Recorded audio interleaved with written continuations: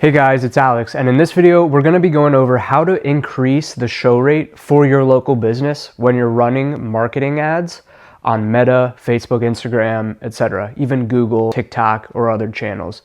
This video is going to be all about what techniques and strategies you can implement to increase the show rate for your appointments. If you're having trouble getting the appointments that you book to show up, this video is exactly for you. We're going to go into a bunch of different techniques and strategies to help you increase that. Let's get right into it. And so the first tip I have is a financial commitment. So what this means is getting credit card on file, maybe getting a deposit beforehand before they come to your business. All right, awesome, John. We're looking forward to seeing you. One thing we do is we do put a card on file to reserve your spot for that time, because sometimes we get no-shows and things like that. And just to respect our business's time and your time as well, we just get a card on file for a no-show fee. If we don't happen to see you for whatever reason, there would be a $25 no-show fee. So to reserve your slot, we can go ahead and put that card on file and you'll be locked in. Okay, so getting a card on file or getting a prepay or a deposit or a pay in full, ideally, right? So if you're selling a massage package, right, you can get maybe a 10% down deposit towards that massage. And obviously with that person already committing financially to that appointment, they're much more likely to show up. Or perhaps they pay in full for that deposit ahead of time before they even get to the location on the phone. That'll definitely make sure they're committed. And if you have some type of verbiage in there where it's almost a non-refundable deposit or something like that, even stronger, right? Obviously, it's going to be more difficult to get such a strong negotiation position as far as getting a non-refundable pay in full deposit over the phone before someone even shows up. But the stronger the position, the better, right? And so you're going to have to find a spot in the middle where you're getting a great leverage on the deal or on the ask, but not so much to where your accept rate is so low. So typically we find a good show rate to be something like 50 to 80%. And if you're able to get that in that range by just say getting a no-show card on file, that's probably going to get you the highest yes rate from the people you're talking to. And say you go and ask for the pay in full non-refundable deposit, well, your yes rate is going to be much lower, maybe like 10%. But I'm sure those people that do say yes and pay that non-refundable pay in full deposit, I'm sure the show rate is great, but it's all about maximizing total inflow. So if we're able to maximize your total inflow at maybe a 50% show rate with say a card on file for a $25 no-show fee, and we're getting the most people in through the door, or maybe we're getting a 50% show rate, but an 80% yes rate versus a 10% yes rate and an 80% show rate, then we'll go with the card on file. So it's all about which type of financial commitment is best to maximize your inflow. So a couple things we can do is, again, the card on file or a percentage deposit or a pay in full deposit. And this financial commitment I've found is really the highest leverage way to increase your show rate almost overnight by implementing one technique or strategy. And so that's why we've discussed it first. Now let's go into the second tactic that you can implement to increase show rate, and that's confirmations in the interim. So text reminders, call confirmations. I would say a good cadence for text reminders, very basic. Hey John, your appointment's coming up this day, this time. Please reply Y to confirm, right? So I think a good text reminder cadence is, honestly, you can even start 2 days ahead of time. So you can say 2 days. I'll put that in parentheses because it's optional. I would say a 24-hour or a 1 day, and then maybe a 2 hour, and then a 30-minute. This will all vary based off your industry, but typically 1 or 2 appointments a day or two beforehand. So when they're looking at their schedule for the next coming days, that's on their mind, they're making sure it's in their calendar, and then 1 or 2 the day of or earlier that morning. So you can do a 2 hour, or maybe you can do like a 3 to 4 hour, morning of, if you have that option in your CRM to automatically calculate like 9 a.m. the morning of, right? So I would say like a.m. or 2 hours before, and then one just like right before the appointment to make sure that they're getting in the car and driving over to your location. And then we also want to do ideally a call confirmation. Now I'm in the dental field, guys, and call confirmations are pretty common and popular in confirming dental appointments because you're calling and making sure someone is going to come in and you're getting that verbal yes from them over the phone. A lot of dental offices do this automatically with a digital voice, calling and either that digital voice just telling them over the phone, or if they don't pick up, then leaving that digital voice message. But a lot of offices do it manually, where their front desk will actually call manually each and every appointment a day before that appointment. The third point is a good booking call. And what I mean by that is a couple things. We're having good rapport on that call, so there's a sense of trust being built of, I like what this office or this business is representing through their front desk person or through their receptionist or their lead manager that I'm conversing with. I like how this business is presenting itself even on the front line with that initial person, because that reception position is an important role, because it really is that front line and that frontline representation of your business or practice, etc. So it's important that you do have a lead manager that is emotionally invested in the success of your business, because that's going to come through on the rapport that they generate with prospective new customers, etc. So it's important to be building that trust, being friendly and warm, answering questions in a very non-threatening, trust-building way. So that's very simple. Other things that we want to do are kind of confirm the context around our business, such as, we're located here. Is that a good driving distance for you? Is that within range? By the way, John, we're located in Northampton over here. Is that within range for you? Are you nearby? Is that something that we can do travel-wise? Okay, great. Perfect. Our parking is right out front. No restrictions there. Should be just fine. Finding the office, we're just right off Route 30. Should be very easy. When you come in, you can just come right to the desk. So-and-so at the desk will help you back, and we'll have our appointment. It'll be, just fine. We're collecting all the information. We're giving them expectations. John is great. He's going to be helping you out. He's really amazing at what he does with his accounting. So I'm really looking forward to it. I'm sure you'll love him, and we're looking forward to seeing you. So we're kind of giving them some context, making sure the distance is working out. There's no contraindications as far as this piece not working out, that piece not working out. We're just making sure we're double checking on that initial call, right? And so that's pretty basic, just making sure that initial call is going over all of the possible contraindications or indications, really hyping up that appointment, and simultaneously, again, making sure there are no contraindications present. Distance, finances, logistics, right? And then finally, days to the appointment. I find that the show rate is higher when the appointment is booked closer to that initial lead call than farther away.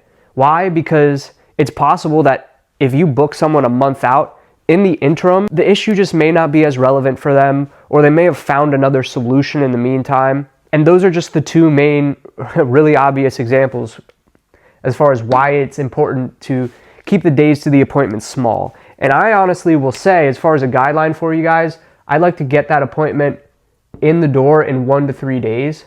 So, all right, John, well, awesome. Honestly, we do have some slots open later today, even if you have any availability later today. No? Okay, how about tomorrow? No? Okay, how about later this week on Thursday? Okay, great. So we're keeping it as close to that call as possible, because the issue is urgent right now.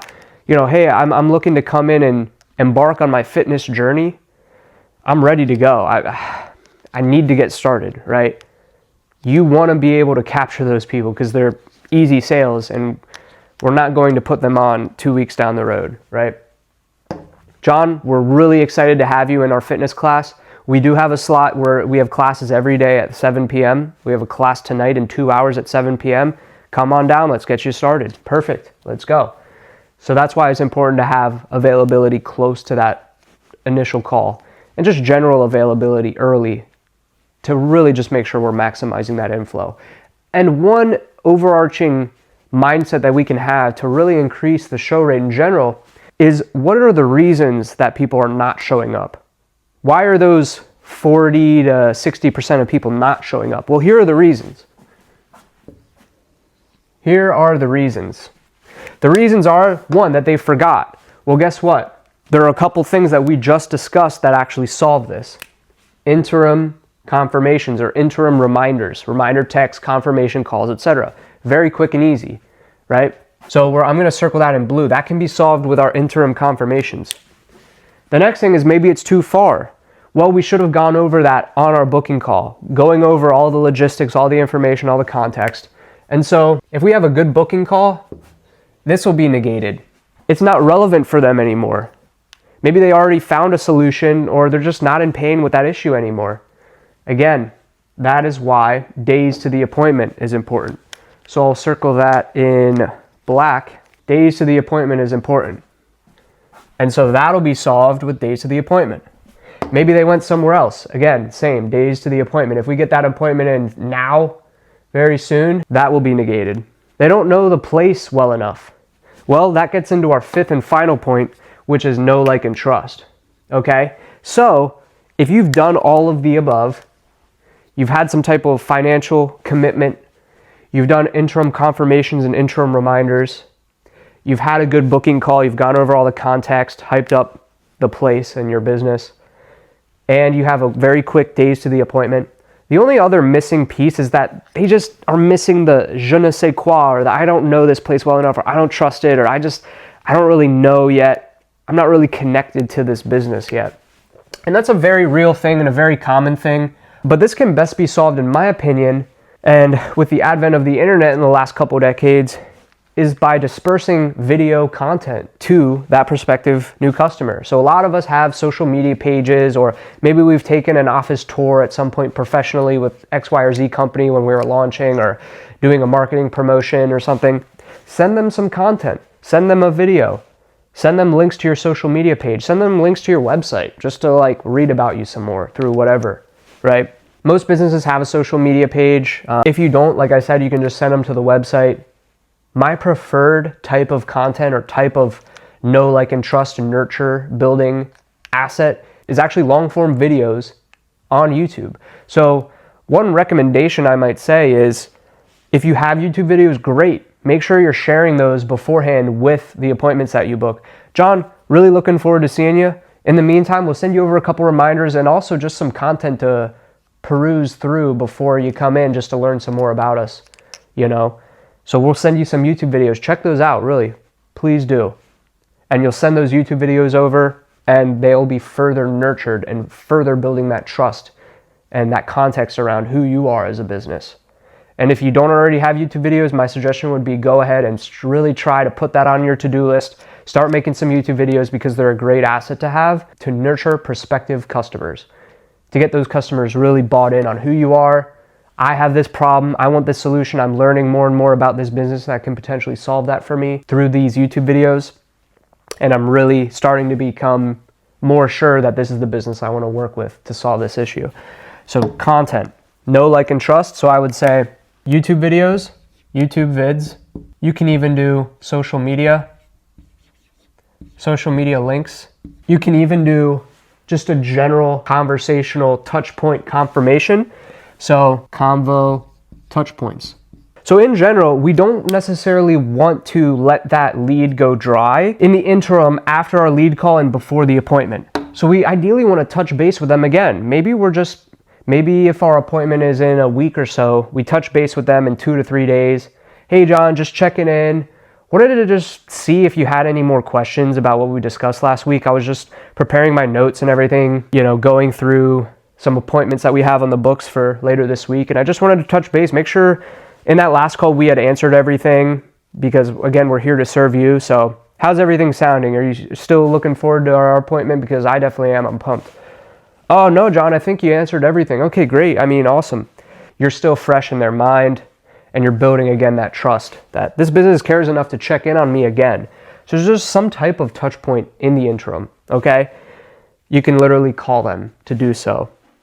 Or you can send them assets. That's almost like a digital touch point or a digital nurturing is these social media content and the YouTube videos. Whereas, a conversational touch point is just person to person at that point. You're not even sending them a video, you're actually conversing with them directly. And maybe you're sending them some pictures about working with other clients or some case studies. So let's do that as well. Case studies. So this is going to further nurture them. That's another option of ways to build that know, like, and trust factor. And so, if they don't know the place well enough, this know, like, and trust factor will really help that. So we're going to circle that in green and then circle that up here because that is going to negate this. They don't know the place well enough. Well, I don't know anymore because you called them personally 3 days leading up to the appointment just to check in, share some more information about what you guys do, and just build some more trust and rapport with them. So that's going to be very much negated if you do some of these know, like, and trust strategies.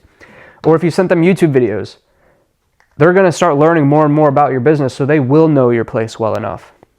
Or even social media links or your website at a bare bones level. Or if they just don't feel like it, guess what? That's actually going to be negated by our financial commitment.